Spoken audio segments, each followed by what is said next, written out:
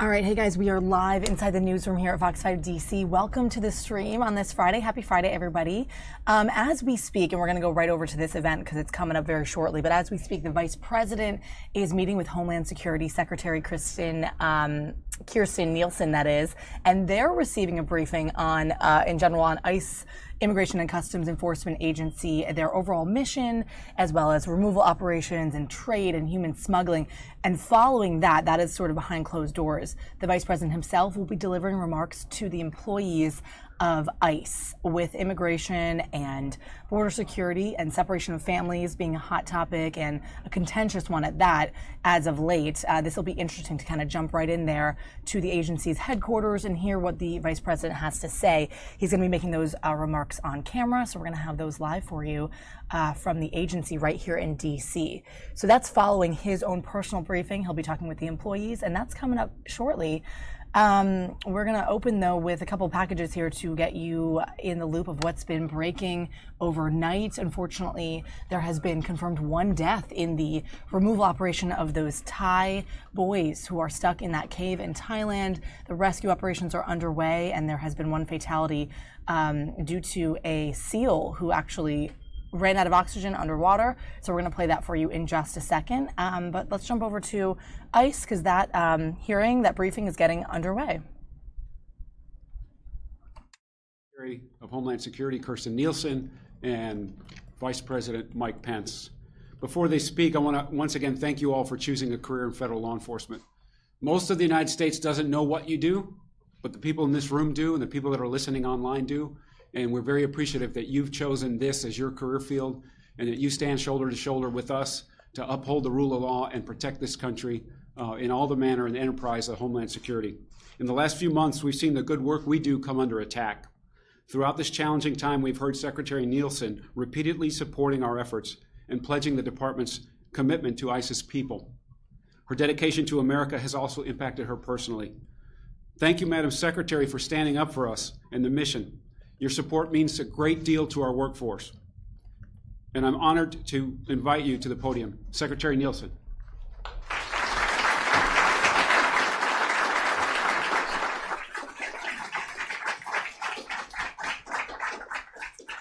Well, hello. First, I want to start off by saying happy belated 4th of July. I hope that everyone had an opportunity to take some time with their families. It's a pleasure to be here today. And as always, I'd like to take the opportunity to thank the great men and women of ICE. This week, as we celebrate our independence, I also especially want to thank you and your families for your service to our country and for keeping our communities and our country secure. It's also my distinct pleasure to re-welcome Ron Vitello as our acting director of ICE. As you all know, he has many, many years, 33, I believe is around the number, years of experience within our larger family and within law enforcement. We are thrilled to have him. And if we could start quickly, I'd like to give him a round of applause.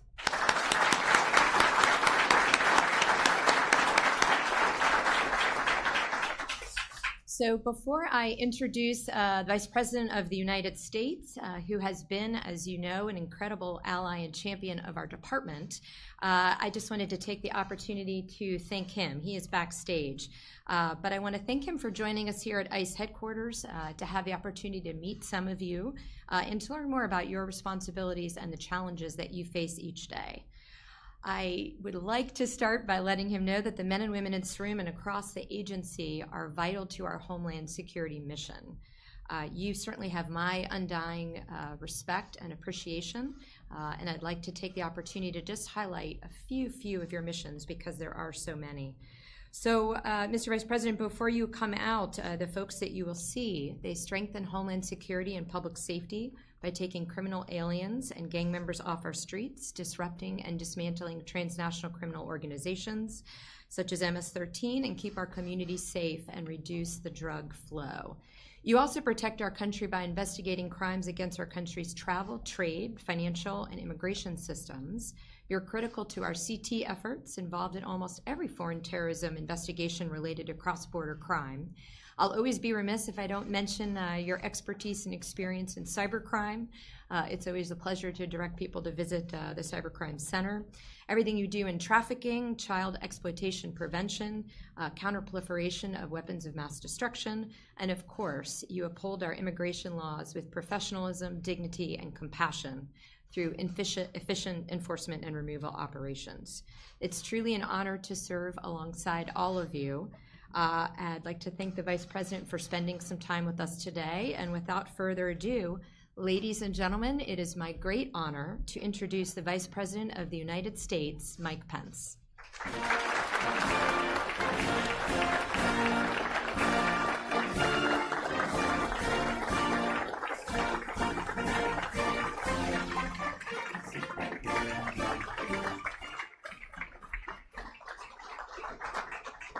Secretary Nielsen, Acting Director Vitello, and to all the courageous Americans who every day are protecting national security and upholding public safety, it is my great honor at a critical time in the life of this agency to address the dedicated men and women of U.S. Immigration and Customs Enforcement. Thank you.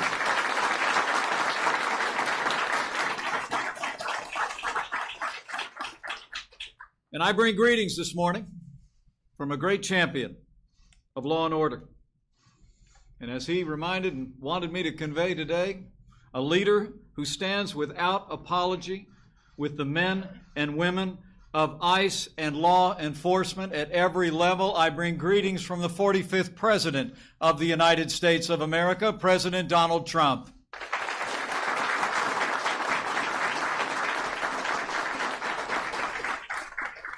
Just this week, President Trump said that the men and women of ICE are, in his words, incredible people.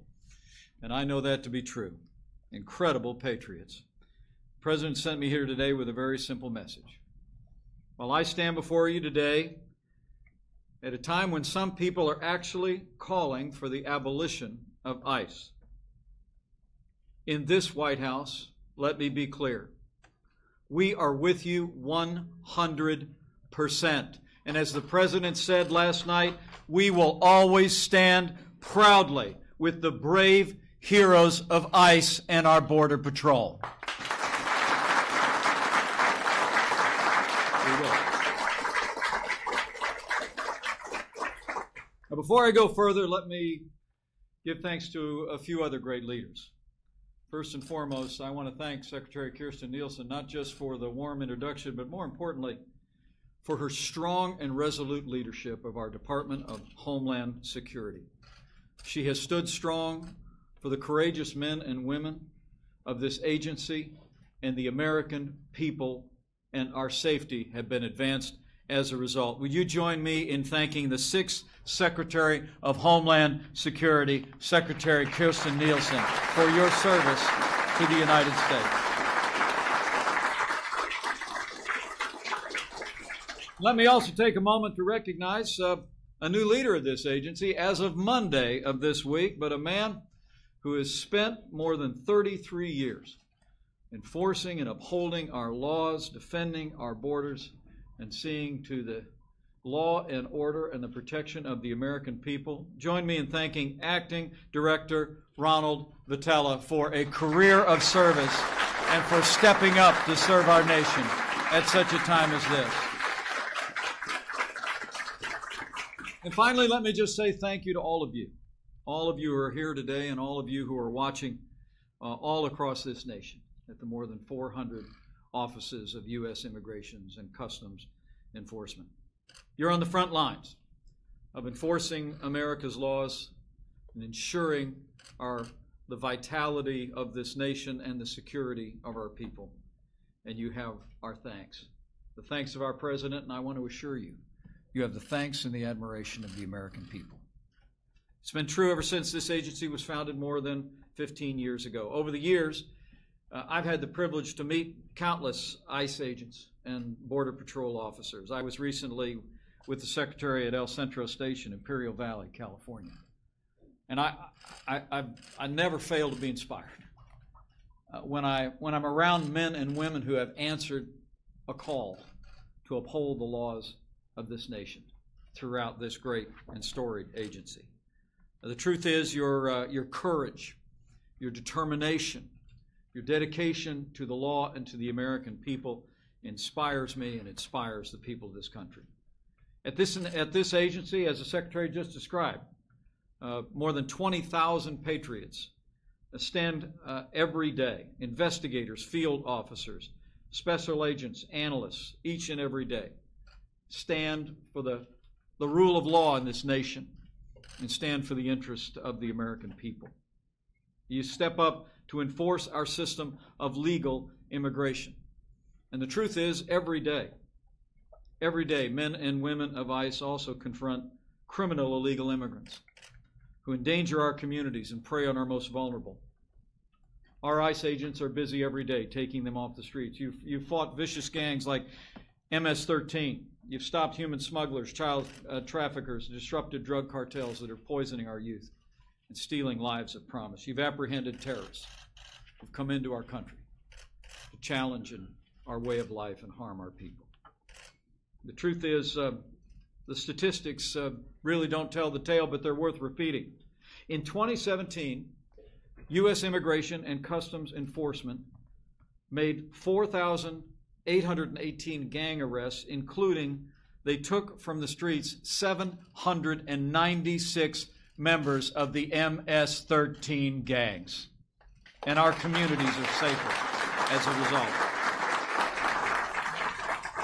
There were nearly 33,000 arrests by ICE personnel, criminal arrests, individuals who came into this country illegally and then pursued crime against our people.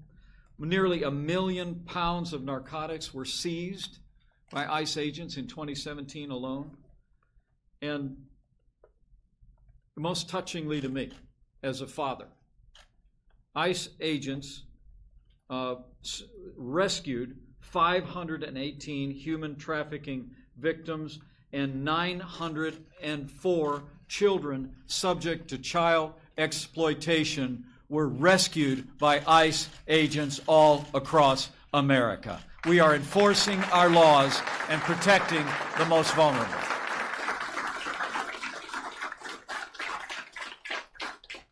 You do all this because you love your country. You do all this because you're called to serve. But I want you to know, President Trump and I and the American people understand that behind these statistics and this work, you do so oftentimes without regard to your personal safety. Men and women of ICE, like all of law enforcement, you've You've answered a call that requires you to put the lives of your countrymen ahead of your own. And I want you and your loved ones to know that we understand this. We appreciate and understand the risks that you face when you come into contact with violent criminals, when you enforce the law, when you remove drug dealers and gang members from our streets that threaten our families. In recent years, tragically, attacks on you and your fellow law enforcement officers have risen dramatically. In 2017, attacks on your fellow DHS colleagues at Customs and Border Protection increased by nearly 75%. And at ICE, assaults on your officers nearly tripled in 2017. But remarkably, but not surprisingly, these attacks have not diminished your commitment or your courage or your determination to enforce our laws. I see it in your faces as I'm addressing you today. And I see it every time that I'm with ICE and Border Patrol personnel. The challenges only steel the resolve of courageous men and women who have the character to serve. And I want to assure you, these challenges and the challenges you face have only strengthened the resolve of this president and this administration to stand with you every step of the way.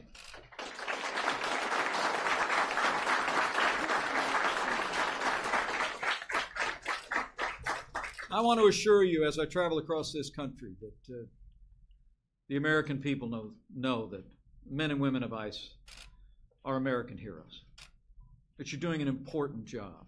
You're often doing a dangerous job, and you're doing it for them. And I want to promise you that we're going to continue to work to make sure that this agency has both the support, the respect, and the resources that you deserve to do the job that you have been called to do.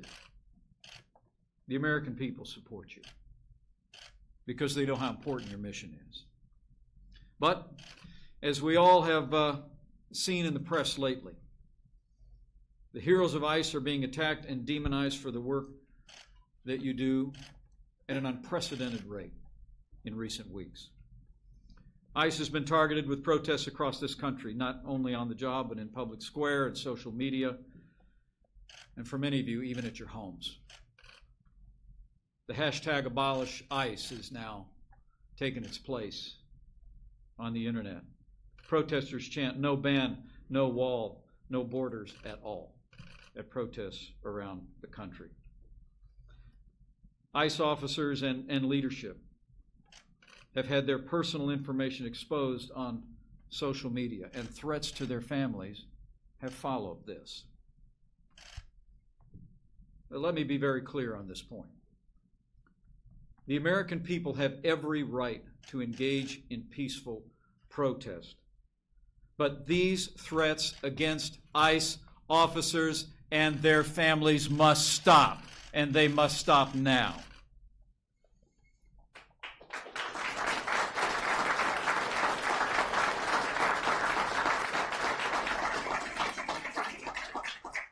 The sad fact is, though, it isn't just the expression of the radical left that's been speaking out against ICE lately. The truth is that opposition of ICE has moved to the center of the Democratic Party itself.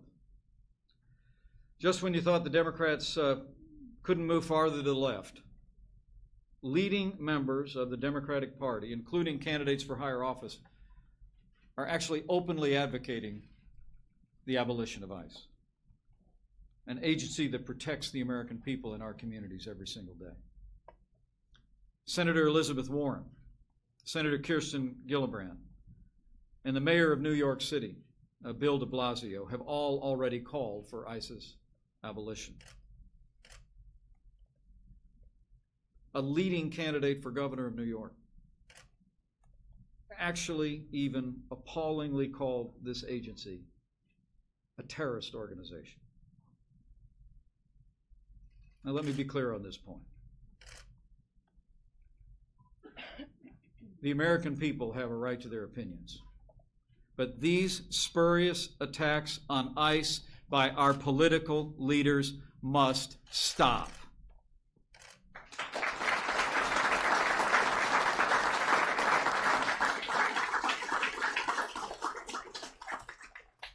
The type of language that's being used to describe the men and women of this agency and the work that you do every day is unacceptable.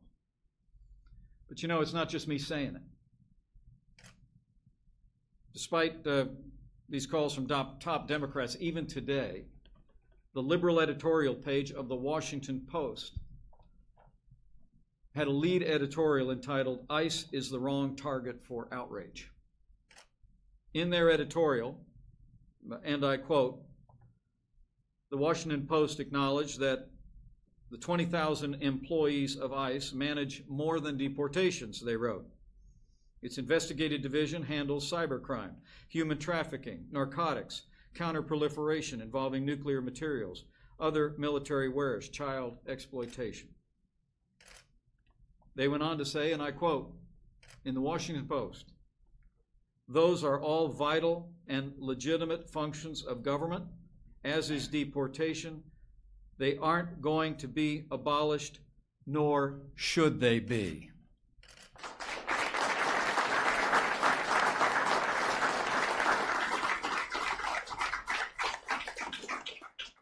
No, the truth is the calls to abolish ICE are not just outrageous, they're irresponsible. Abolishing ICE would mean more illegal immigration, people being able to come into our country. Last year, ICE actually removed 226,000 illegal immigrants from our communities in our country. Abolishing ICE would mean more violent crime. Last year, ICE arrested more than 127,000 immigrants with criminal convictions or facing charges for breaking our nation's laws, including criminals who were responsible for 50,000 assault offenses and more than 11,000 weapons offenses, 2,000 kidnapping offenses, and 1,800 homicide offenses. Abolishing ICE would mean more vicious gangs like MS-13. And I've already discussed with you the extraordinary progress in the last year that we've made removing dangerous MS-13 gang members from our streets.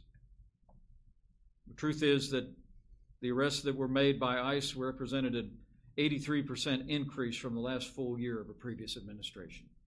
That is real progress that's making a difference for the safety and security of our families and our communities. Abolishing ICE also would mean more drugs in our schools and on our streets. Last year, ICE has seized nearly 500 tons of narcotics, nearly 1 million pounds of heroin, fentanyl, and other deadly drugs that criminals and cartels were smuggling into our country.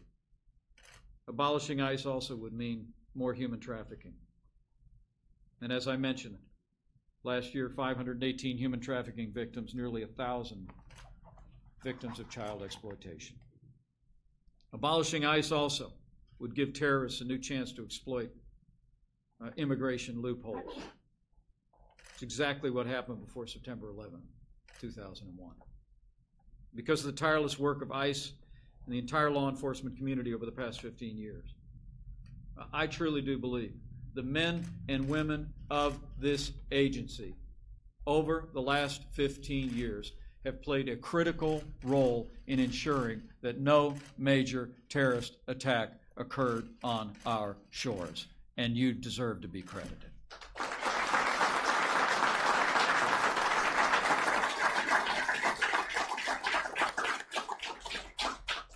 The record speaks for itself, and it's a record of accomplishment and security. Every day, ICE makes America safer and more secure, and every citizen of this nation is better off and safer because of the work that you do. And so today I want to make it clear to all of you and all of those looking on. Under President Donald Trump, we will never abolish ICE.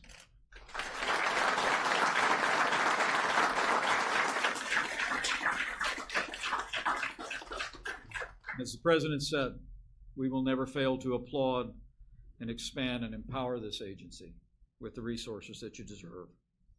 As the President said recently, we're not abandoning ICE. In fact, it's just the opposite. Working with our Republican majorities in the Congress, I'm proud to report President Trump has already given this agency new funding to achieve your mission. This year, we increased your baseline budget to $7 billion, a 10% increase over 2017. And the President's called on the Congress to give additional resources of more than $1 billion for 2019, including the hiring of 10,000 new ICE officers and investigators. Our word to all the courageous men and women of ICE is help is on the way. We're going to make sure you have the resources and the support that you deserve. And just as important in this White House, as you all know, we're fighting to secure our borders so that illegal immigrants, gang members, and dangerous criminals can't enter our country in the first place.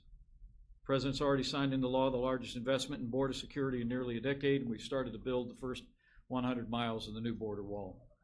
We'll continue to call on the Congress to come together around immigration reforms that secure our border, build a wall, close the loopholes that too often serve as a magnet for vulnerable families, or worse, to come in across our border. Just be confident of this. President Donald Trump and I will always fight for you. We'll always stand with you, because we know that you are in the fight every day for the safety and security of the American people.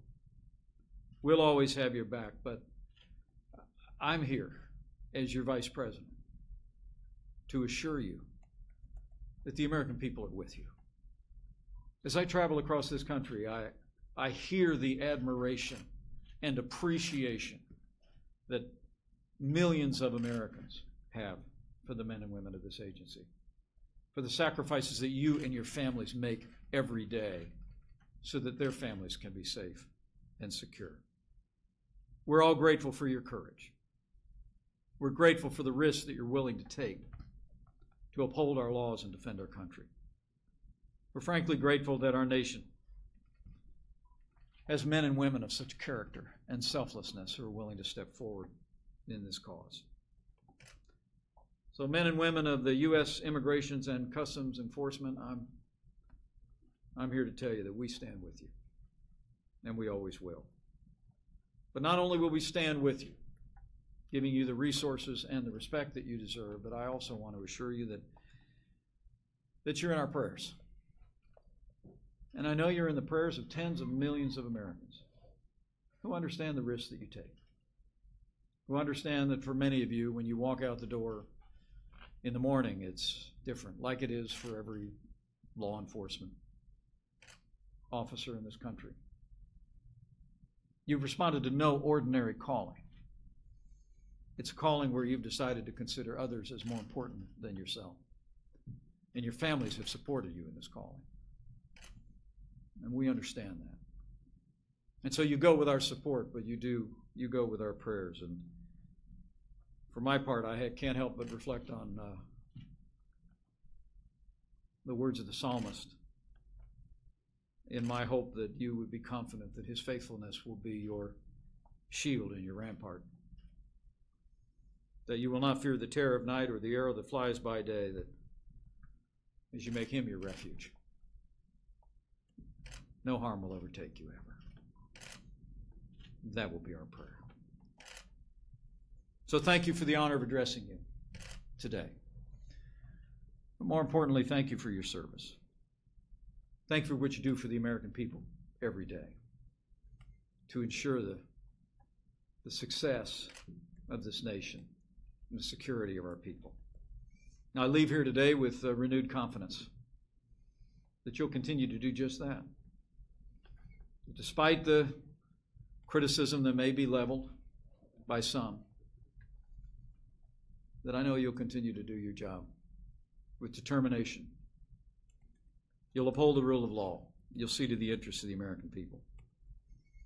And with your continued service and courage, with the support of the American people, with President Donald Trump in the White House, and with God's help, I know we will make America safe again.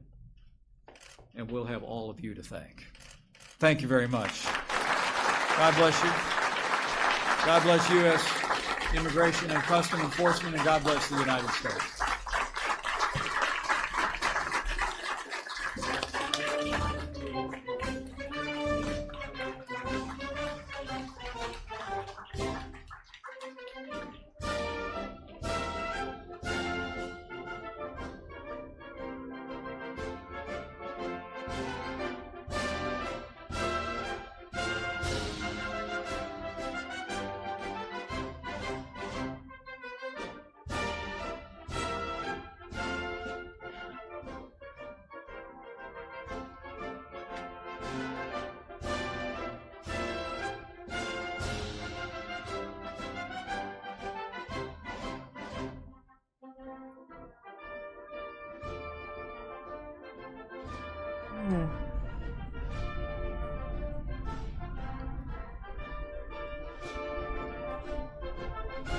Vice President Pence there addressing the employees of ICE, giving those formal remarks. This coming after a week of lots of protests across America, a lot of big cities, like he even mentioned, talking about that hashtag abolish ICE, posting it on billboards across the nation, calling on President Trump to get rid of the agency. Here you could see Vice President pretty much hailing the agency as a unit. And actually just a few days ago, we'll cut this back over to his tweet. Just a few days ago, he tweeted this picture, or this statement here, talking about how he was honored to give these remarks today, and he was going to be hosting this briefing, thanking the hardworking men and women of ICE and applauding their commitment to the country, saying that it should not be a partisan issue. And then just today, during his remarks, his people were tweeting out as well, talking about how the employees are doing a great job and how they stand by them and they respect them, using that hashtag I stand with ICE. So this has surely become somewhat of a contentious battle between the two different sides. We're going to see where this all stands. But the official remarks from the Vice President today, that was here in D.C. at the agency here in Washington. If you're on with us, maybe you're on for the first time, welcome to Fox 5 Live, our stream inside the newsroom here at Fox 5 DC in Washington. We're going to be jumping around various feeds, video that we get in. We go up live every weekday for you guys to just jump into all the live and breaking news that you can get that we have coming into our studio. So we're going to jump right over to this crazy barge fire, a fire on a boat in Detroit. And when we find out more information on that, we'll give that to you live as well. But these pictures are just incredible. Just a huge, huge fire off some dock where this barge was sitting. More details to come. Again, this is Detroit, Michigan, and we'll be looking into more information on this. This is live pictures right here.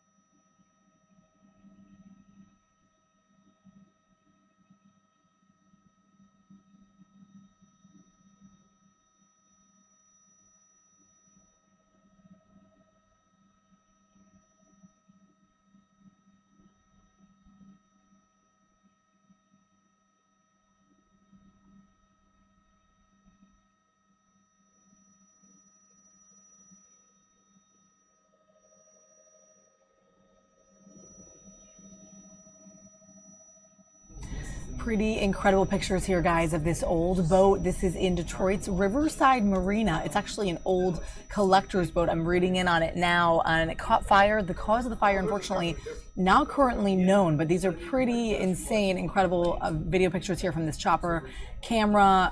Again, an old collector purchased this boat in 2016. Had plans to restore it, and then it has since been in this marina, moved there last year, and now crews are working to extinguish this fire from all sides. You can see from the angles here that chopper kind of getting around all of the angles. Large boat, and quite a historic one at that. It does have a little bit of a history, and it's there in Detroit on the Detroit River. So crews working hard to extinguish this. You can see tons of boats kind of surrounding it, water streaming in. Really unfortunate scene right there. Lots of people on that land portion working on it as well. If we have more information on this, we'll bring it to you live. These are live pictures coming to you from Detroit.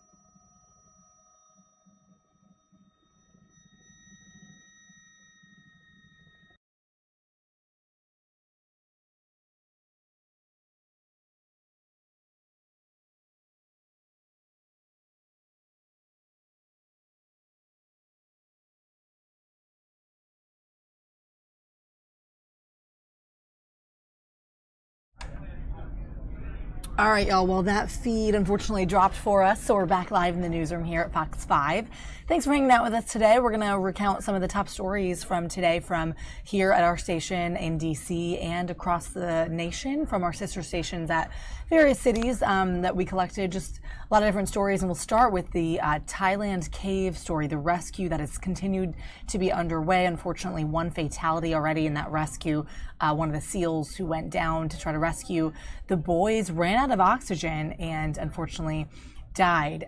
So the rescue operation still is underway. They're going to continue to do it to really try to get these guys out of there. It really is quite an incredible quest for them, and hoping and praying that these boys come out safely. So we're going to play you some of the top stories, starting with that. The operation to rescue the boys is growing every hour, with more divers arriving at the site. These pictures from the Underground Command Center show the intensity of the effort, with teams from around the world taking part. The focus for the moment is on the logistics. Workers are laying in communication cables and shuttling equipment and supplies through this labyrinth of caverns and tunnels. The youngsters remain, though, where they are, perched on a plateau of dry ground deep inside the cave complex. Thin, but in good health, they've been given some diving tuition, but such an operation is fraught with danger, even for experienced operators.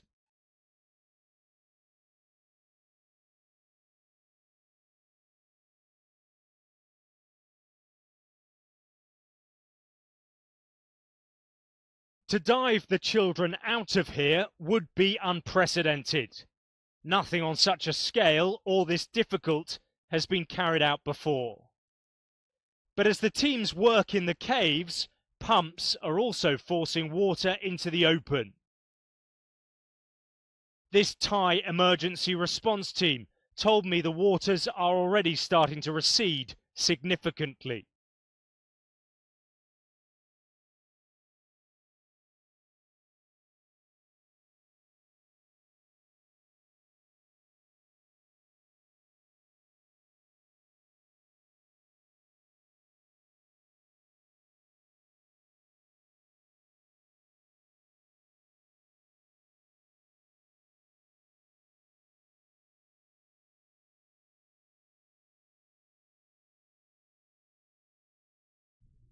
For the president, this isn't so much about coming up with a pick that will placate Democrats. It's about finding someone that conservatives can unite behind. President Trump at a boisterous rally in Montana last night, teasing the announcement that is now just 3 days away. And if you turn in Monday at 9 o'clock, I think you're going to be extremely happy with this election, right? The president had been considering 7 candidates for the high court that we know of, sticking to a list of potential nominees that he put forward during the 2016 campaign. But of those 7, 3 are now considered frontrunners. They are all federal appellate court judges: Brett Kavanaugh, Raymond Kethledge, and Amy Coney Barrett. Barrett would be perhaps the most controversial, someone who has already sparred with Democrats during a nomination fight. Kavanaugh has plenty of experience, but the fact that he is based in Washington could actually work against him. So it's Kethledge that may be emerging as the frontrunner among frontrunners, someone who may be able to win widespread conservative support. And the rumor, the buzz, is that as of now, today, and this can change, the president really hit it off with Kethledge, and he may be the new frontrunner, even being a dark horse a day or two ago. Now, the one thing these 3 potential frontrunners have in common is their relative youth. The oldest among them is 53, so this is a decision that could have a lasting impact on the court. In Washington, Doug Luzader, Fox News. The city's Civil War weekend that was canceled last year after the deadly Charlottesville rally is now being replaced with Manassas History Weekend. We're told the event will include Civil War components, but not the controversial Civil War reenactment. The decision was made to end the Civil War weekend due to security concerns. Manassas is known for its rich history. Its museum attracts nearly 13,000 visitors each year, including the Volkers family. We're new to the area. We just moved here, and my parents are visiting, so everybody's new. Manassas is also known for its controversial Civil War reenactments. These are snapshots from the city's Civil War weekend in 2016. Last year, the city canceled the event after the deadly Charlottesville rally, and Fox 5 has learned this year they'll replace it with Manassas History Weekend. I think if they have good ideas, then let's go with it and let's see what they've got. It's a look at our military history through the ages. So we're going to have stuff here from the Revolutionary War, World War I, World War II. Veterans are coming out. And so it's a first-time event for us, and we're very excited to share this with the public. The city's Civil War weekend attracts about 200 people each year. Curator Mary Helen Dellinger hopes the new History Weekend will have the same success. We chose to just go ahead and focus on a new event, Manassas, through the ages, and focusing on more about more modern stories. We're not ignoring that part of our history, we're embracing it. It's just part of a larger story that we're choosing to tell this time. The new Manassas History Weekend will feature some Civil War components, including living history interpreters, children's activities, spy games, a scavenger hunt, and cannon demonstrations. Manassas History Weekend will take place August 24th through the 26th and will feature music and also military demonstrations. It'll take place right here at the Manassas Museum and also at the Liberia House nearby. Tisha Lewis, Fox 5 Local News.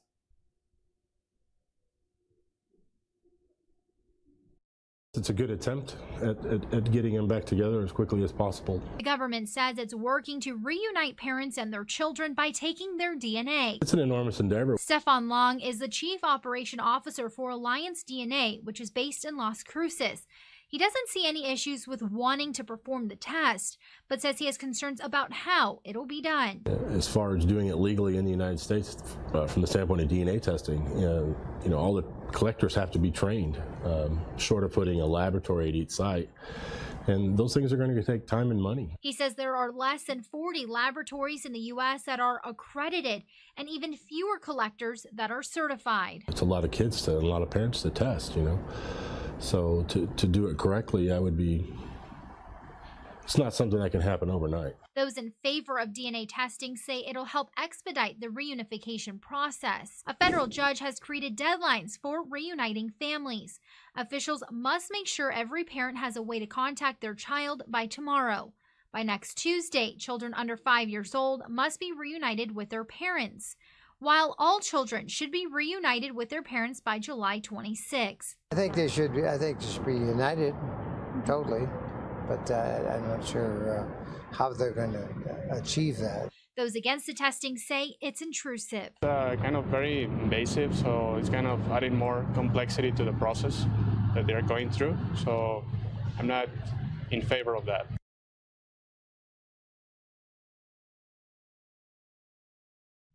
The Department of Homeland Security says its zero-tolerance policy at the border is working. They announced that June saw an 18% decrease in illegal immigrant arrests when compared to May. Congress needs to fix our insane immigration laws, according to President Trump. In a Twitter tirade, he wrote, "Illegal immigrants must be told to leave without a long and costly trial. Tell the people out, just as they would if they were standing on your front lawn." After touring an immigration facility, one Republican echoed the president's desire for congressional action. We cannot depend on any administration's whims, Republican or Democrat. We can't depend on court rulings. But a Democrat wondered why the policy was enacted in the first place. I don't want to lose who the heart of is and lose compassion for people who need help. Health and Human Services says it's working to reunite the nearly 3,000 children who may have been separated from their parents by the court-ordered July 26 deadline, a deadline Secretary Alex Azar called artificial. Azar previously telling a Senate panel the number was just over 2,000. We have to confirm that these are in fact their parents, and we have to confirm that they are appropriate people to be having custody of these children. But the ACLU rebuked Azar in a statement saying, when the government wants to marshal its resources to separate families, it has shown that it can do it quickly and efficiently. But when told to reunite families, it somehow finds it too difficult and cumbersome to accomplish. Congressman Elijah Cummings and Mark Meadows wrote this bipartisan letter to several cabinet members. They're requesting detailed information that they hope will get separated families back together. In Washington, Ray Bogan, Fox News.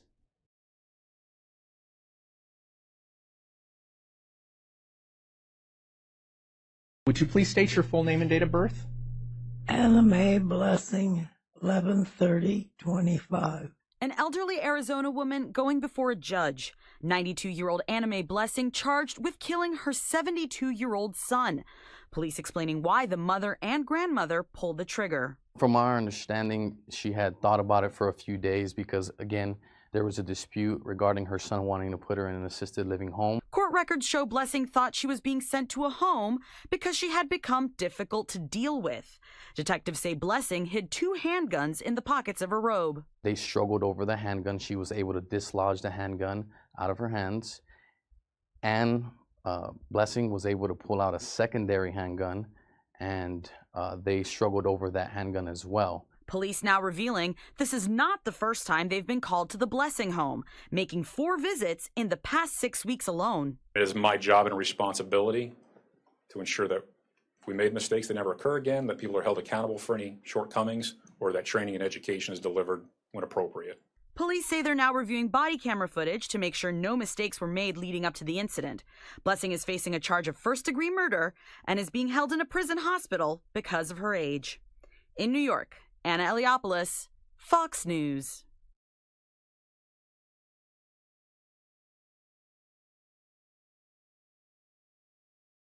This is just some of the illegal fireworks seized in the district last night by officers on patrol who confiscated them mostly from people who were trying to sell them. In the 6th District alone, east of the Anacostia River, police confiscated tens of thousands of illegal fireworks. They were responding to community concerns and on proactive police patrols, and they were able to recover from people that wanted to sell fireworks and people that wanted to use fireworks, and they recovered 45,000 pieces. And that was just in one section of the city. On 13th Street Northwest, tipped off by a story on DCist, the fire marshal shut down a planned illegal display after the fireworks on the mall had ended. D.C. Fire Chief Gregory Dean says the man planning the event was detained but not arrested. We're coordinated with MPD, and the 2 of our agencies went up there, confirmed that there were illegal fireworks they were setting up, and since it's illegal, we ceased the operation. And what did you seize? We seized about 10 or so boxes of fireworks that were not legal fireworks. The city was jumping. Firefighters running from call to call, putting out dozens of fires, including this dumpster fire in the unit block of Randolph Place Northwest. The video courtesy of DC Fire and EMS. We responded to over 700 calls. Average is usually 500 calls.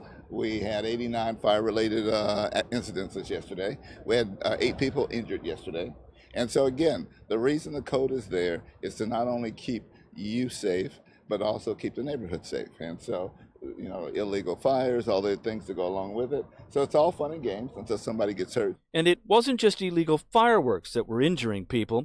Guns were also being fired off in celebration, which resulted in injuries as well. They decided that they wanted to celebrate the 4th of July by discharging a firearm on public space, injuring multiple people. Chief Dean says he is not in favor of banning all fireworks in the city.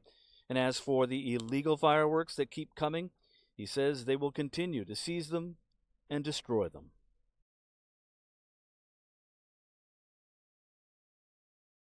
You've likely heard the story from a friend or read it online. Someone saw a targeted ad after having a conversation about the same subject in front of their smartphone. The conclusion, your smartphone is listening to you. Well, not so much. Conspiracy theorists everywhere can rest easy. Researchers from Northeastern University decided to look into it, analyzing thousands of apps, and they found none of them activate the microphone or send out audio without a user prompt. What they did find, many Android apps are capturing screen recordings and video recordings of what people are doing, and then sending that data to third-party companies. One of the recipients is a company called AppC. They use the captured information to help developers make improvements on their apps. But the researchers also say some of the captured information could be sensitive, like banking or location information. And without the consent of a user, the apps could be violating privacy policies. As for what you can do to prevent applications capturing your data, not much. You probably agreed to it without even knowing when you first used the app. In New York, Brett Larson, Fox News.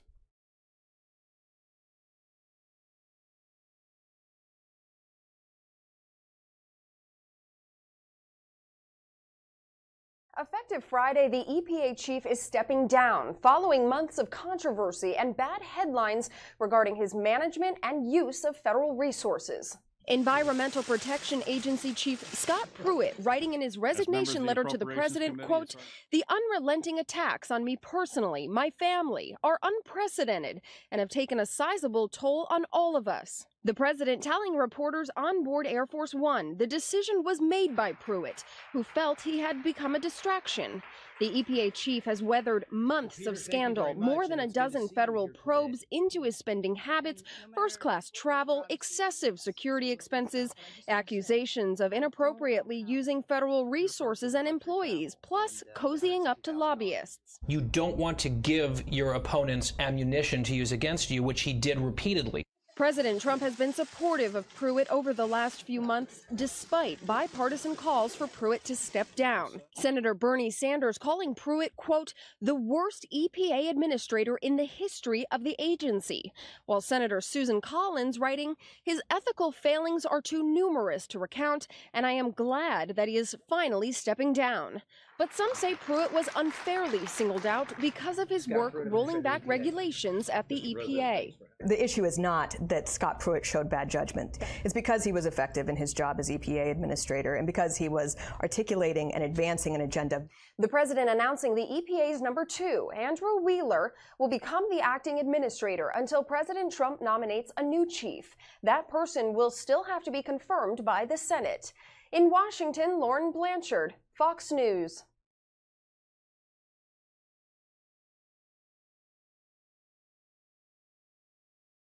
At least 60 wildfires burning across the West. Some so out of control, fire crews are saying they don't stand a chance.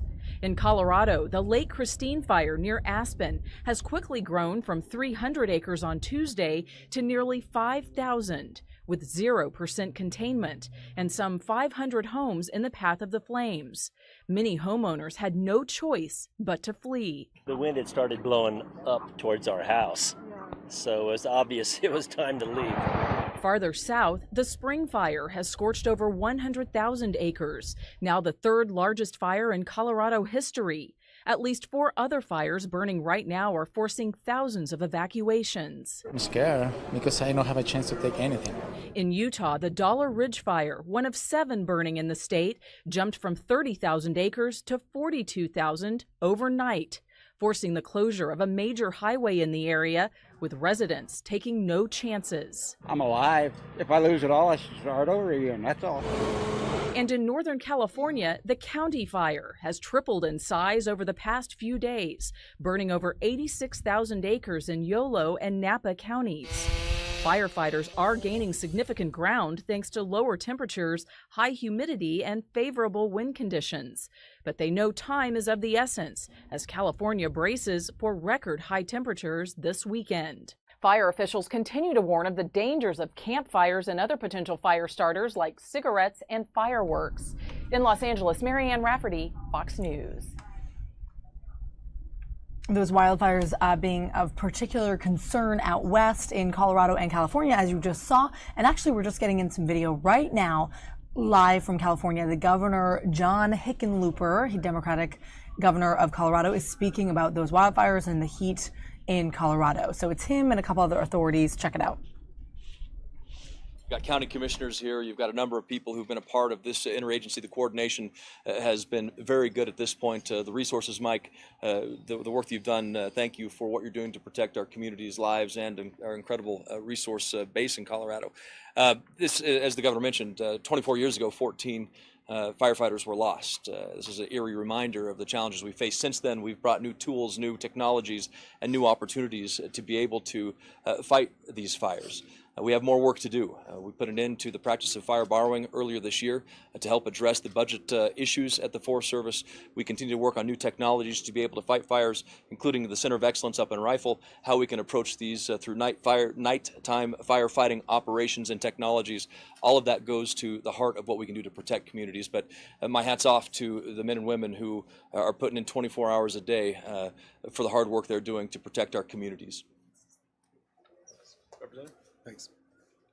Well, as we often see in our communities, they rally together best when there's a real challenge. And the collaborative effort that we're seeing through all different elements of government and local community volunteers as well, to be able to address what are real challenges now in a number of parts of our state is very admirable. I know that we're going to be doing the best we can to make sure that the resources are going to be available from the federal and the state level to make sure that we're making the communities whole, and do want to applaud all of the efforts of the firefighters who are working round the clock, and the efforts that we see out of our state legislators and our county commissioners as well, to be able to try and address something that's a challenge for us now, but we'll certainly overcome, and appreciate you all taking the time to be here.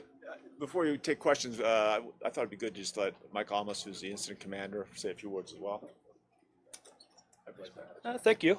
I appreciate the recognition for the team, but you know, I'd really like to give the credit to the firefighters that are out on the ground right now. Give credit to the folks that were here July 4th, up on the fire line, actually protecting the homes, and you know, doing that hard work. And give credit to the firefighters, the engine crews, the hotshot crews, the hand crews, the heli-tac folks that are up there right now in the hot weather, digging hand line, mopping up, and all that hard work that I just don't want people to forget about. You know, this is a support structure here back at ICP for the folks that are doing the hard work on the ground. So thank you. Okay, you want to say anything? No. Questions?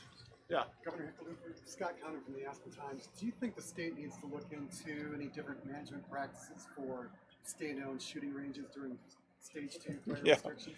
Yeah, obviously that's something we're investigating very carefully, and the fact that allegedly tracers were used and no one stopped them, that went on for some period of time, is very disconcerting. And I guarantee you we will have a complete we will go through it every moment as best we can resurrect what happened, make sure that we evaluate every one of our operational guidelines, and make sure, obviously, something like that should never happen when you have fire restrictions like we had in place. And, you know, we'll figure out why it happened and make sure it doesn't happen again. I guarantee it. Governor, we're already talking about how resources are stretched so thinly across the whole state right now, and maintaining this level of response and making sure that the crews are ready. What happens when more fires break out? Where do we go from here? Well, just as a frame of reference, you compare where we are now to 2012, when we had all those fires. 2012, we had something like over 20,000 people evacuated at this almost exact same moment in July. We've got a level of resilience in the state that we will find more people. The Forest Service has been remarkable in terms of adjusting their limited resources to make sure they are prioritized along, and they do that in concert with us.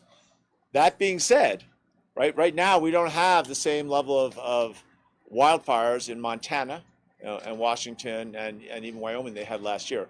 If this happens all at once, we'll obviously have to find more resources, but we will. This is one is always concerned about the potential for what they call the big burn, right? To get a massive amount of large fires all at the same time, and it has happened once or twice in the history of this country. When that happens, we'll deal with it. But how stressed are resources right now, and what are you doing to make sure that there's enough air resources to fight all of the fires that are burning in the state right now? We have more resources active in this state right now that I think I'd have to follow up. I think than we've ever had in history. So in terms of the amount of water, retardant, the number of hotshot crews we've got, we're just about the most we've ever had. Is that fair? Yeah. So so we're finding those resources. If we end up needing more, we'll find them. If I could add to that, I've talked to the Secretary of Agriculture about the contract situation, what we can do to make sure that we have our contracts fulfilled, our on-call contracts being met if that's required, and to make sure that we get the resources to Colorado across the country where we need them. And they're very well aware of that. They've done an incredible job talking to Mike, Scott, Brian, others of the Forest Service. They've done a good job of making those resources available and making sure that we have those contracts when needed on call around the clock. So these guys are doing an incredible job with that. I would point out that we talked a little bit with Mike about drones flying over Forest Service, over the fires that shut down operations. If some moron wants to take a drone out above a firefighting operation, they need to stop it. They need to quit it. They're putting lives in danger and in jeopardy. And so I think we need to get the word out that people should knock it off. And let firefighters do their job. They're taking tankers off. They have to dump the retardant. That's lives that are put at risk. It's unacceptable. So thanks. And just to emphasize that, evidently there was some footage posted of drones in the last couple of days where you could actually see in the footage that someone posted the shadow of one of the tankers flying directly above it. You're putting people's lives at risk. So whatever benevolent thought you may have in flying your drone over a fire area and reporting to the public what it looks like, you're putting people's lives in danger. So as the senator said, knock it off. Anything else? Senator, how's this viewed in Washington? We talked to the governor a lot, but how is Washington viewing these fires, especially in Colorado? Yeah, again, I think we've been able to add additional tools to our responses over the past several months. The legislation allowing certain categorical exclusions to address concerns in fire regimes 1, 2, and 3. We now have to have a conversation of regimes 4 and 5. We talked about whether or not that would affect this area. You're looking at areas that may be more regime 4 in the conversations we've had with the forest supervisor here. But the tools that we've given to the Forest Service to help prevent the wildfire, we've been able to make some progress on that this year. The fire funding measures will be making progress over the next several years, so that's important for what comes. But what we have to do right now is get attention focused on FEMA, Department of Homeland Security, attention at Commerce, because long after the smoke is gone, there will be needs to recover. This area is open, it's open for business. But we have to make sure we do our the responsible thing to make sure that the landscape, any hydrophobic soil concerns are taken care of, the bear teams that come in after the fire, that we make sure that resiliency is here, and that's what we do, and that's what these guys do an incredible job as well, as providing that resiliency before, during, and after a fire to make sure that we carry out responsible actions from Washington and onto the ground here. And it is worth pointing out, we have a couple of representatives here, Senator Donovan's here. They have increased funding to fight wildfires in Colorado way beyond anything we ever had. That happened several years ago. So we are more prepared now, both in training and in terms of resources, than we ever have, and have more tankers and other assets available that are state controlled than any of our neighboring states, than Wyoming or Montana, Idaho, any of the other mountain states. So we are, as stretched as we are, we do have a resilience that we can handle more. Do we know how much federal aid we're getting? Not enough. Go ahead. I don't know. I have no idea that depends on a breakdown of how much of it is federal land, how much of it is state land. It appears that an awful lot of this is private land, so it makes it harder.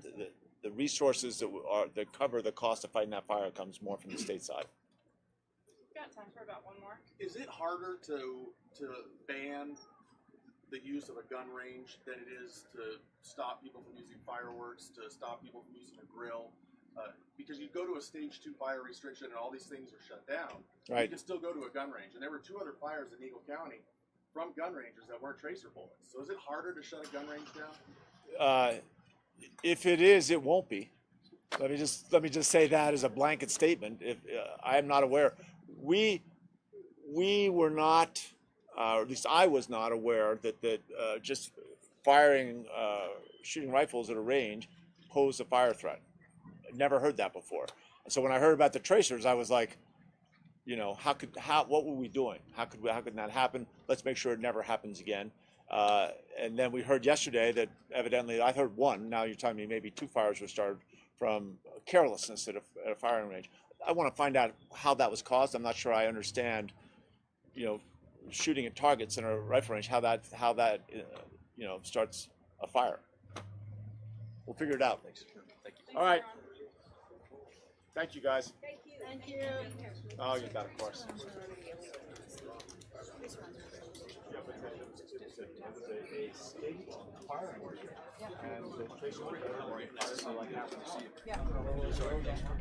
All right, guys, so that's the latest updates from officials in Colorado, including the governor there, Democrat John Hickenlooper, updating the media, the press, the public on the wildfires in Colorado.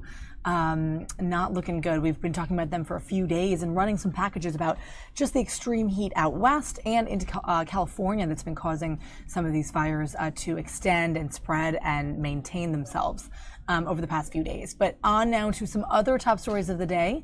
We'll go back to some of that. We're going to jump in and out from some live feeds to some other taped pieces that we're going to show you, like this one. Reviewing emails sent to Ohio Republican Congressman Jim Jordan by former Ohio State University wrestler Mike DeSabato. DeSabato has been emailing Jordan since March, but according to sources, the one sent yesterday at 4:30 a.m. was the last straw. Jordan continues saying he was not aware of sexual abuse allegations against a team doctor when he was an assistant wrestling coach at Ohio State more than 20 years ago.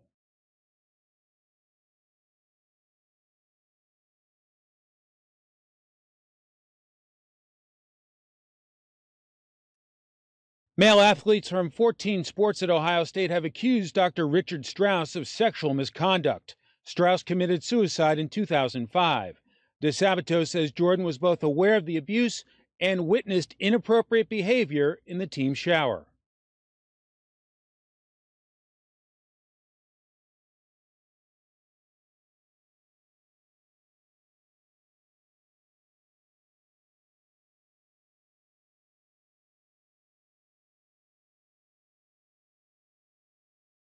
Jordan is a high-profile member of Congress. He is a founder of the Conservative Freedom Caucus, whose chairman is defending Jordan, telling Fox, quote, "Not only do I fully support Jim Jordan, but I would know he would be the first to stand up for justice."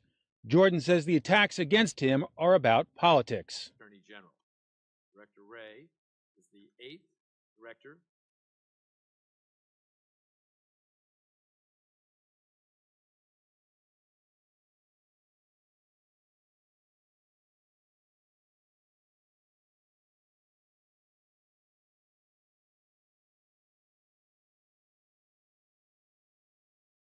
Two British citizens are now in critical condition after falling victim to Novichok, the same Soviet nerve agent that nearly killed Russian spy Sergei Skripal and his daughter 4 months ago. Dawn Sturgis and Charlie Rowley were found collapsed at a residential building 8 miles from where the Skripals were found. Police say there was nothing in their background to suggest they were targeted.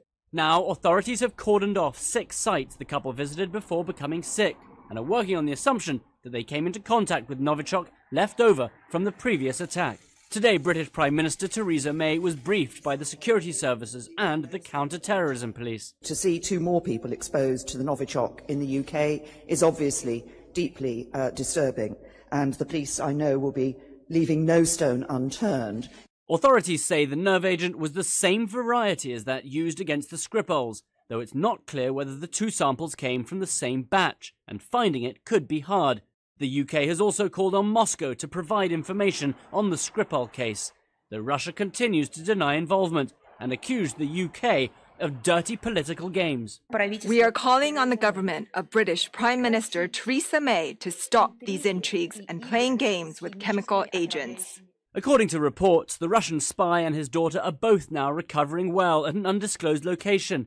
But this new poisoning will serve as a reminder of the aggressive actions taken by Russia in the UK, just 1 week before President Trump attends a NATO summit to discuss, in part, Russian aggression. In response to the Skripal poisoning, President Trump expelled 60 Russian diplomats from the US as part of 100 who were expelled by Western nations. That was the biggest expulsion of Russian diplomats since the height of the Cold War. In London, Benjamin Hall, Fox News.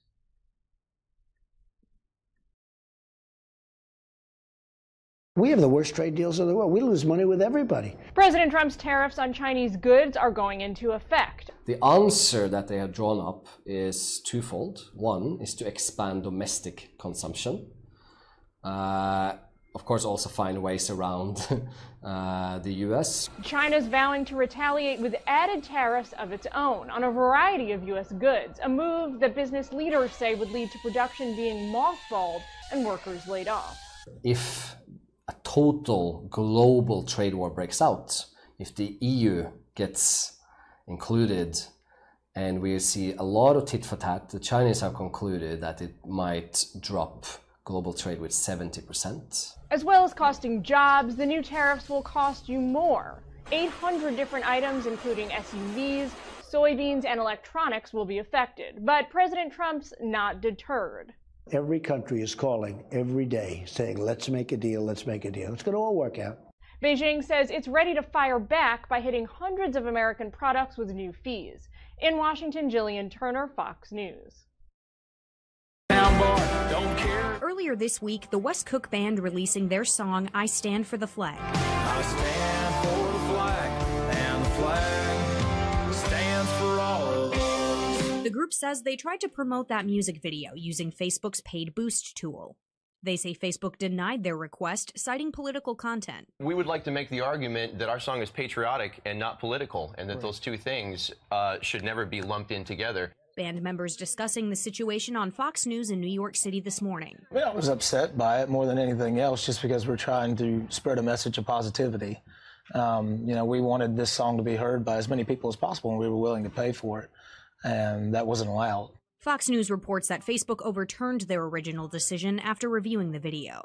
But band members say they still aren't able to boost the post. They say it presents a bigger overall issue. If those algorithms are programmed to reject content like I stand for the flag, then I think that would give a lot of Americans the right to be offended by that level of bias within a company that purports itself to be politically neutral. Nashville-based music publicist Zach Farnham says this situation represents a divisive political climate.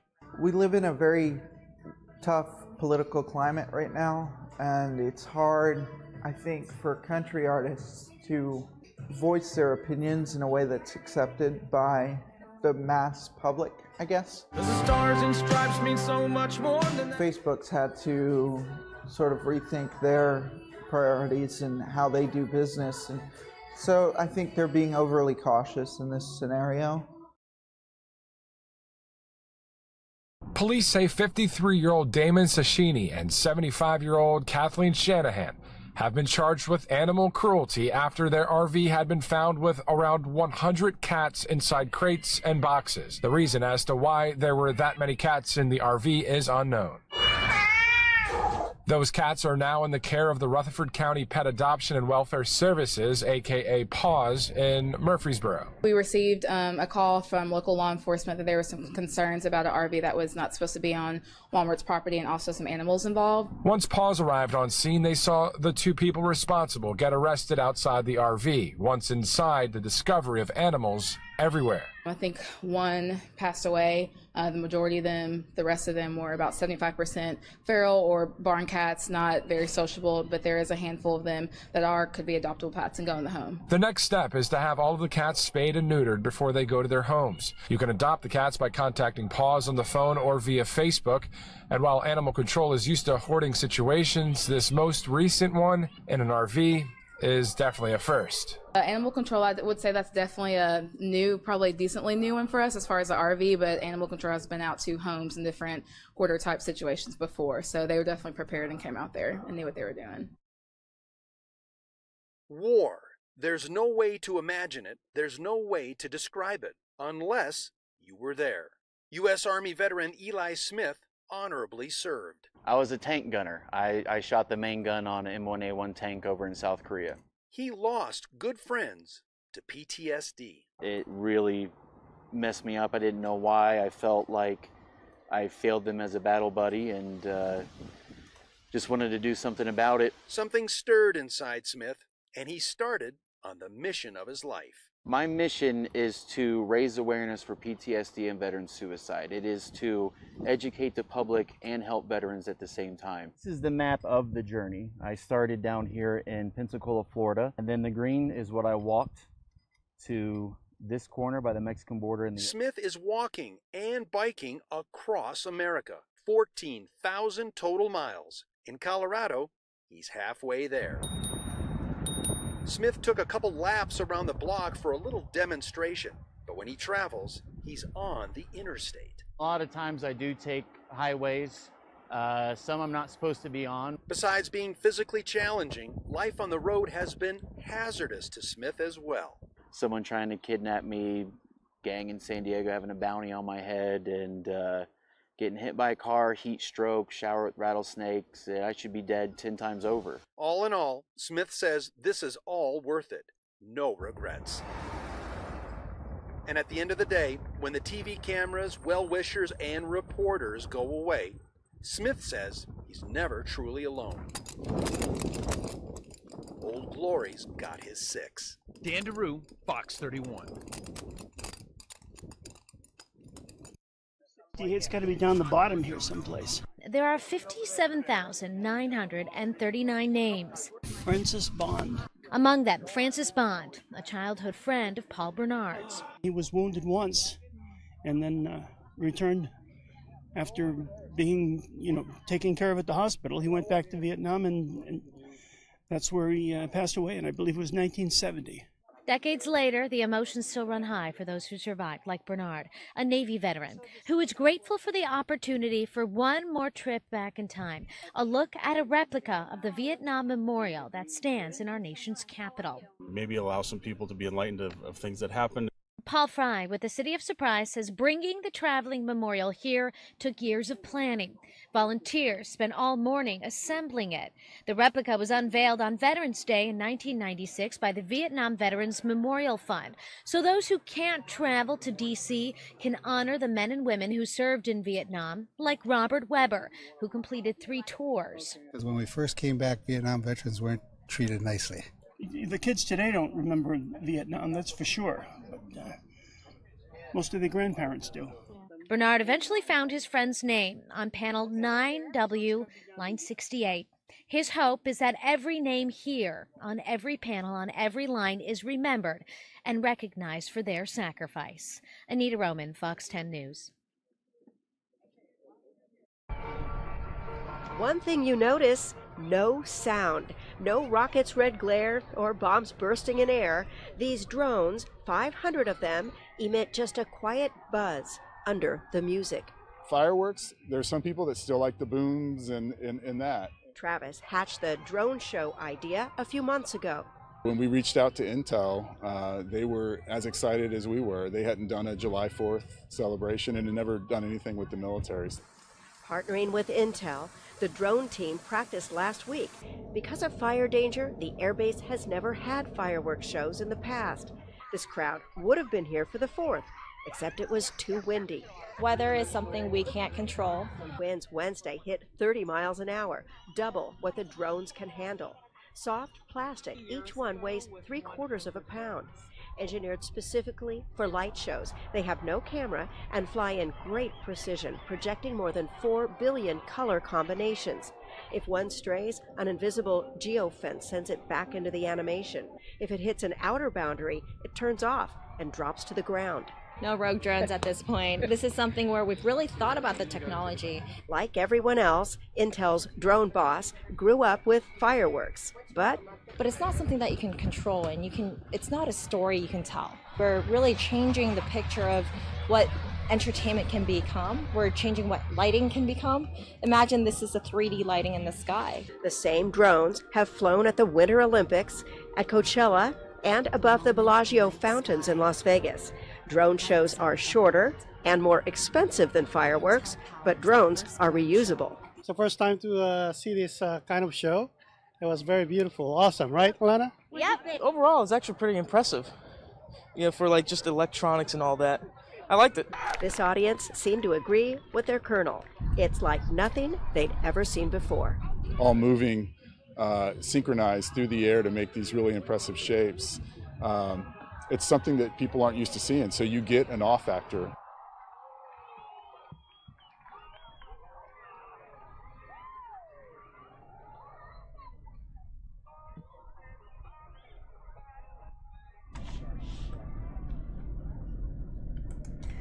Coming back into the newsroom for just a second here, guys. We're going to take a short little break, but for now, check out this scene at Ocean City, Maryland Beach. We have a live look at some of the different areas of the boardwalk, and this is the Grand Hotel.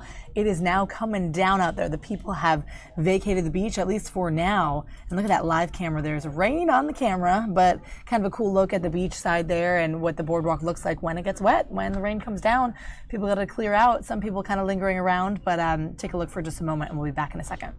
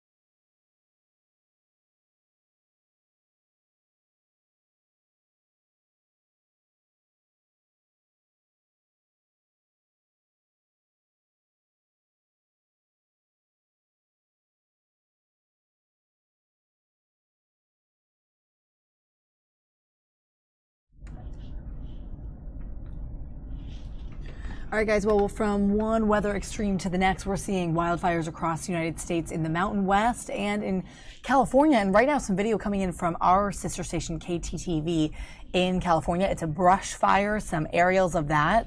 Pretty extreme, though. Really some incredible pictures coming out of both states. This morning, we heard from the governor of Colorado speaking on their attempts to sort of work on what they're going to be doing to keep people safe from these fires and eventually end them.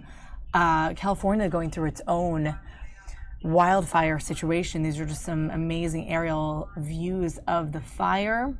And we're going to keep it right here for just a few moments, and then we'll be bringing you some more top stories from our day from some of our stations around the country.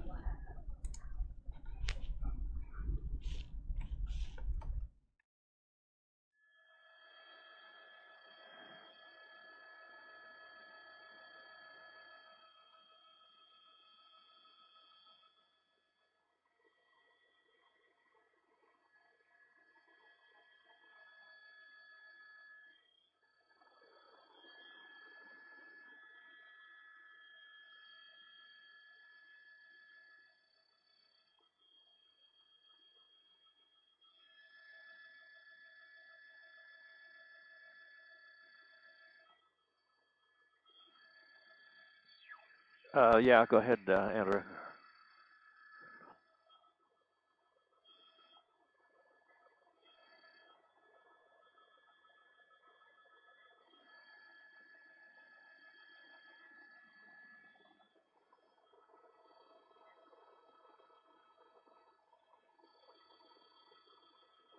Okay.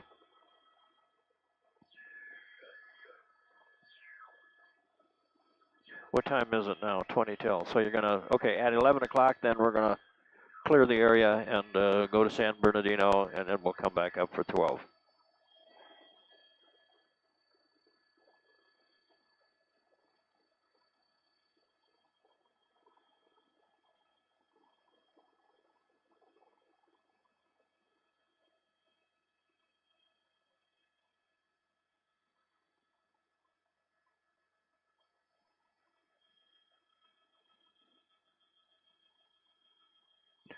Where'd that BAE 146 go? He's down here below us somewhere. I thought he was going to make a run, but then he turned off.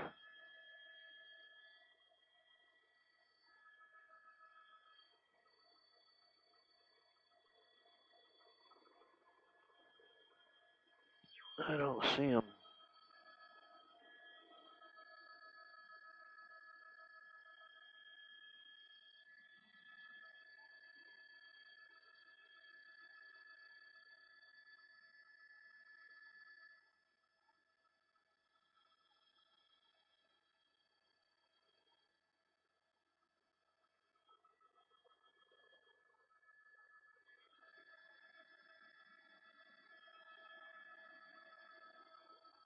Oh, there, I just missed the play down. There it is.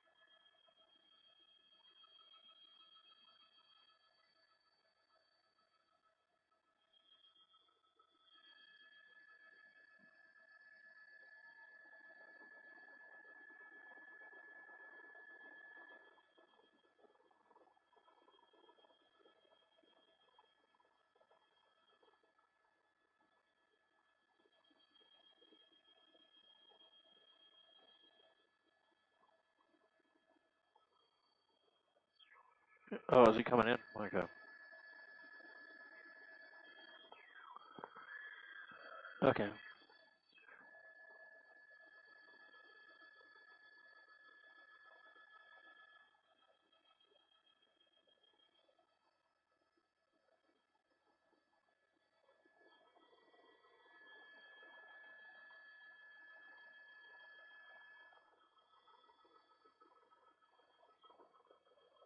Oh, here's a DC-9.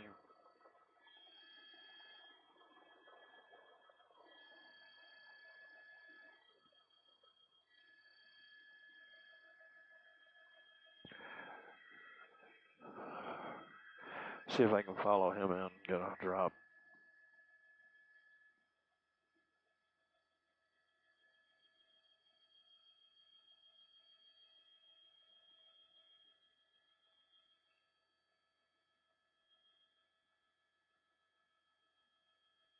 It's probably actually an MD-80.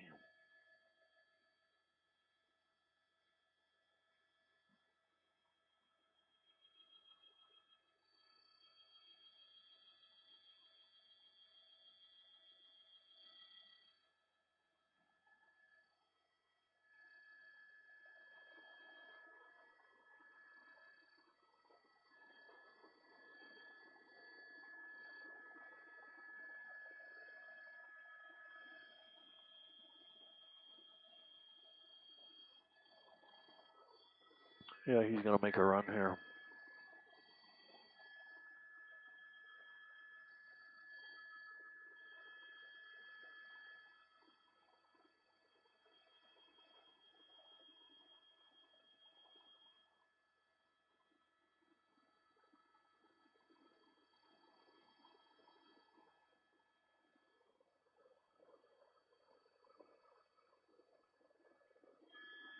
Yeah, right in front of the, that's what they want. Want it to run right up to the edge of that pause check. How's this house doing? Well, this has pretty much burned itself out here, but it's moving up the hill. Pretty amazing pictures, guys. Amazing shot there of the plane letting its red fire retardant kind of drop on those fire-stricken areas. Small unit this chopper is doing just a great job getting some pictures of the rescue crews and the other responders to this. Obviously, it's quite a process to deal with this, and the extreme heat across the nation has really been causing this both in Colorado and California, as you see here. So these are pictures from our sister station, KTTV, out in Los Angeles, getting these pictures for you all. So let me know if you guys are watching from any area that sort of you know this to be an extreme, that you are used to this. Maybe you're closer by to this. I know we have some West Coast viewers, so let me know.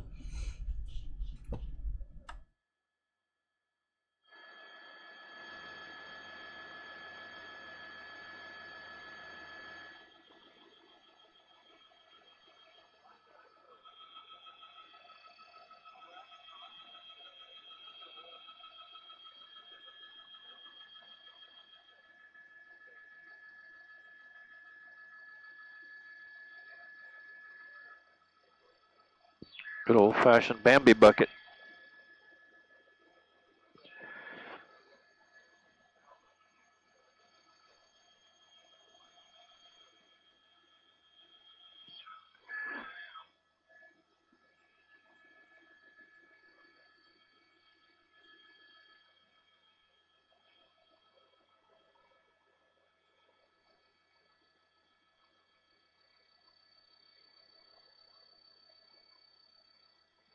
Why did he drop it clear over there?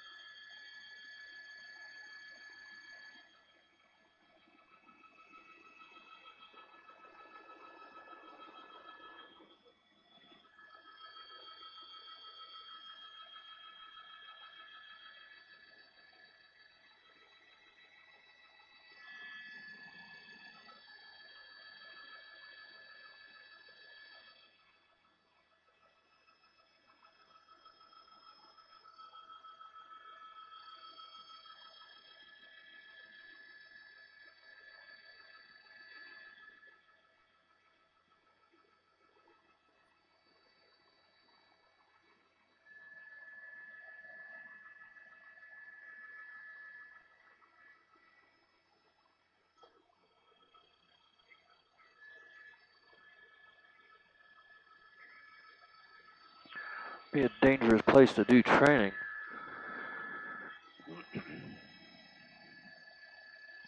But with all the traffic that comes down through here from the high desert.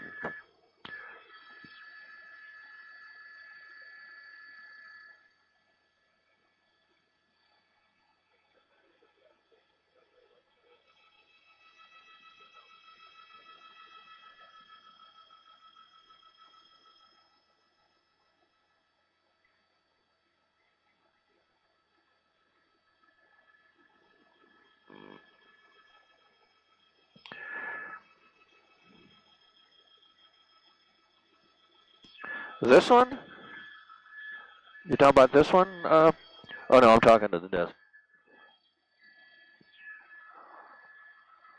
Okay. All right. Well, okay. Here's the 15 and the 215 junction. North on the 15. This would be the exit you'd get off if you wanted to talk to these people down here in this valley.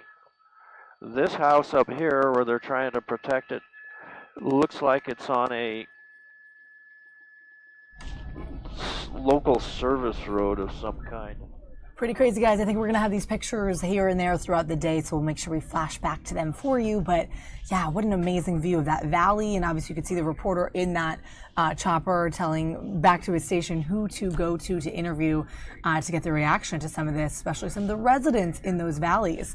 Pretty crazy stuff. Let's go back to some of the top stories of the day, guys, including some health news for you. We'll start with a little bit of a health piece for your Friday, guys. Happy Friday, July 6th, going into the weekend. Hope you had a great holiday weekend.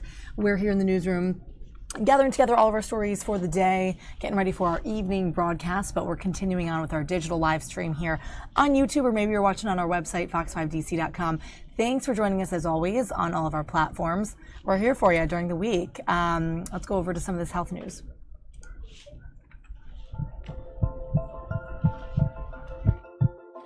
Your moisturizer containing sun protection may not protect as well as straight-out sunscreen.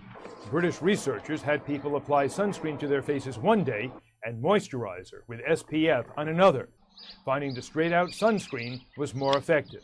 The team says people applied a thicker layer of sunscreen than they did moisturizer, which could be one of the reasons skin fared better. Study authors say they cannot recommend makeup or moisturizer with SPF only, but they say it's better than nothing at all. Preliminary research presented during the European Society of Human Reproduction and Embryology annual meeting finds about 10% of women who freeze their eggs come back to thaw them out. The main reason being most found a person to pursue parenthood with.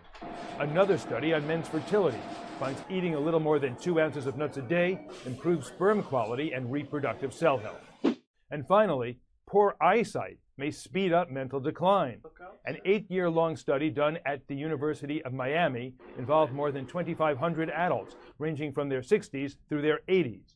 Poor vision was linked to quicker cognitive decline. The results suggest vision fixes like new glasses or cataract surgery may help people stay mentally sharp. Their findings appear in the journal JAMA Ophthalmology. With your health, I'm David Lee Miller, Fox News.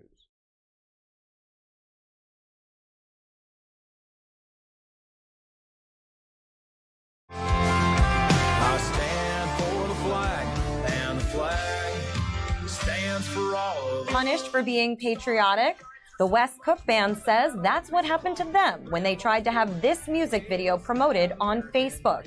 While the country band was able to post their video featuring the song I Stand for the Flag, man-made algorithms apparently prevented the paid promotion. We attempted to make a paid boost on Monday, and it was rejected due to their belief that the video contained political content. We would like to make the argument that our song is patriotic and not political. Facebook investigated and reversed course, saying in a statement, "After looking again, we determined that this ad doesn't need that label." Facebook says they will continue to work on improving policies, but the band thinks Facebook has a problem. It appears that this is still just a pattern of behavior that is coming straight from the bias within Facebook. Facebook is making changes. Earlier this year, the company founder announcing a slew of new rules. We're going to make political advertising more transparent. In New York, Ashley Dvorkin, Fox News.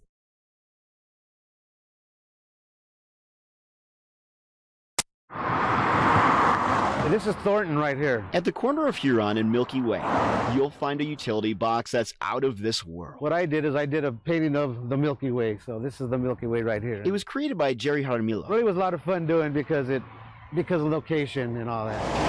Whose work is part of a project called Outside the Box, where artists use utility boxes as their canvas. I go, wow, that's cool. What's cool about it is the fact that it's designed to help combat graffiti. I think it's the greatest program. I think this is something that's been needed for years. About 70% of Thornton's graffiti problem is sprayed and smeared on its poles and utility boxes. Which isn't cool, you know. Communities like Thornton, Adams County, Loveland, and Fort Collins have these programs in place, and so far they've been successful. A lot of times graffiti artists are artists themselves, so they'll have respect for other artists' work. So in Thornton, 15 utility box art murals are being added this summer, up from 7 the summer before. And next year, more than 30 will pop up. Every artist has their own type of style. Helping wipe away graffiti, all while making Colorado a little more colorful. And the response from the people in the community, they're pretty positive about it, and they go, wow, they really liked it. So cool when communities use artwork to do stuff like this. You know, if you want to learn more about the project, just log on to our website at kdvr.com. That's where we'll have more information for you. In Thornton, I'm Kevin Torres, Fox 31.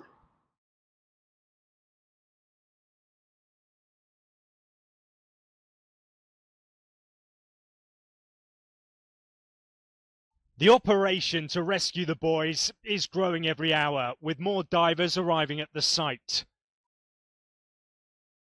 These pictures from the Underground Command Centre show the intensity of the effort, with teams from around the world taking part. The focus for the moment is on the logistics. Workers are laying in communication cables and shuttling equipment and supplies through this labyrinth of caverns and tunnels. The youngsters remain, though, where they are, perched on a plateau of dry ground deep inside the cave complex.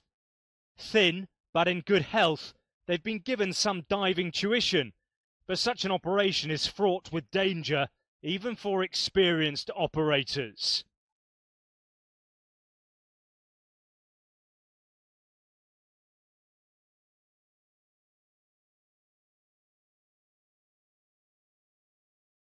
To dive the children out of here would be unprecedented. Nothing on such a scale or this difficult has been carried out before. But as the teams work in the caves, pumps are also forcing water into the open. This Thai emergency response team told me the waters are already starting to recede significantly.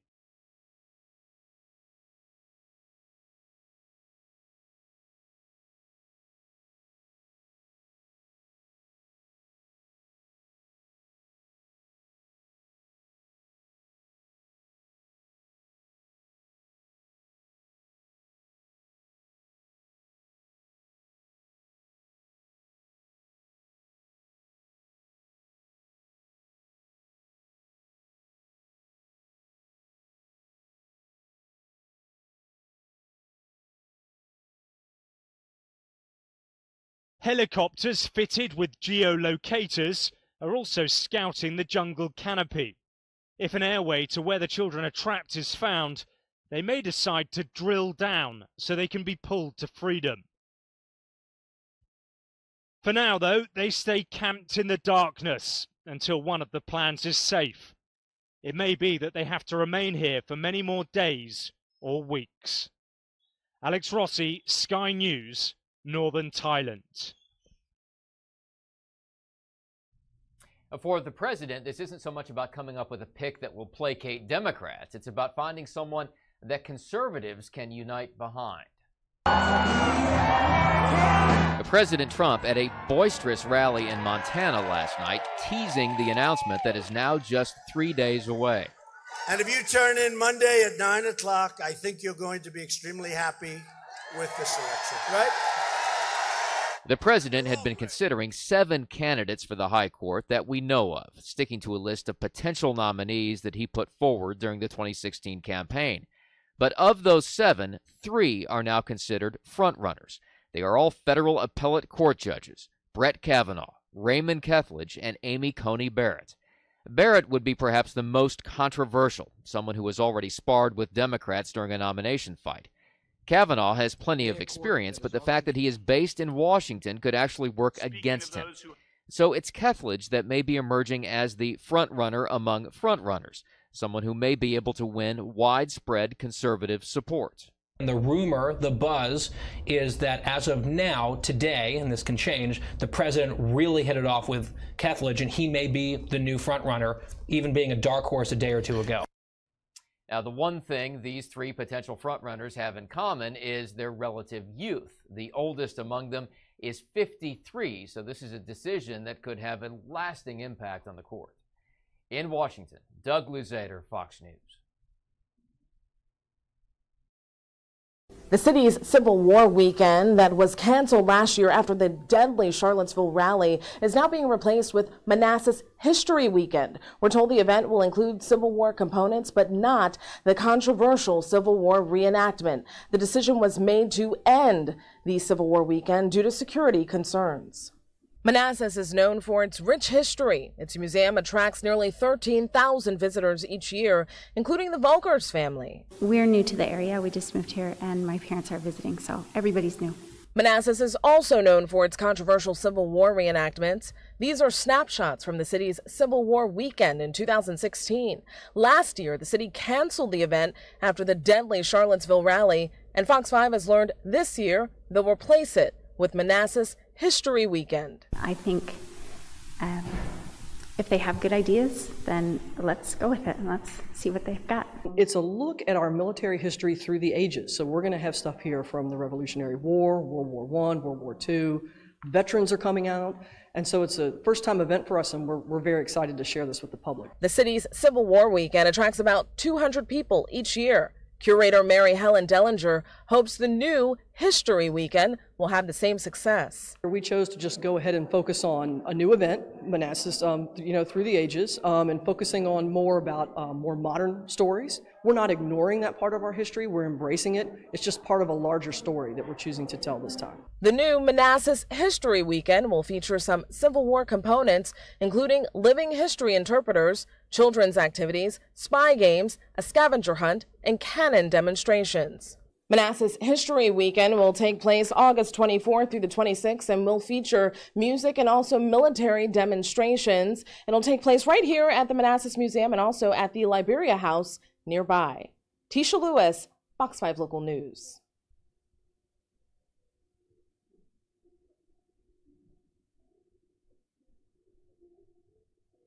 It's a good attempt at getting them back together as quickly as possible. The government says it's working to reunite parents and their children by taking their DNA. It's an enormous endeavor. Stefan Long is the Chief Operation Officer for Alliance DNA, which is based in Las Cruces.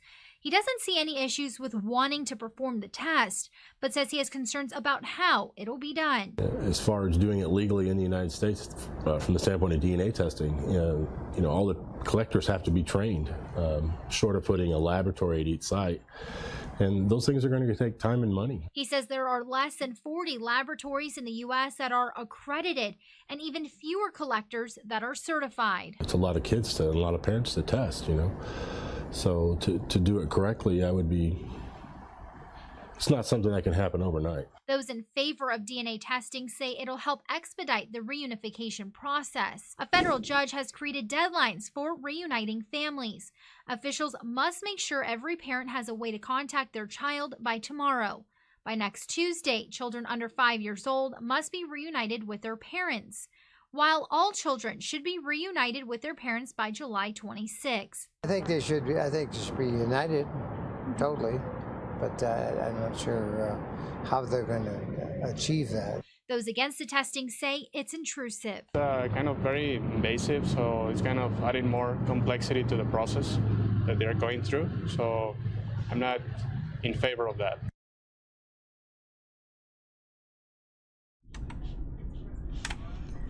All right, guys, so some really exciting stuff we have to look forward to next week. Monday, President Trump, of course, announcing in his rally yesterday in Montana that if you wake up on Tuesday morning, you will purportedly be happy to see his pick for Supreme Court Justice. So we're looking forward to that on Monday. That will be interesting to see. So that news will break on Monday. And then, of course, the dates that you just saw for children to be officially reunited with their families.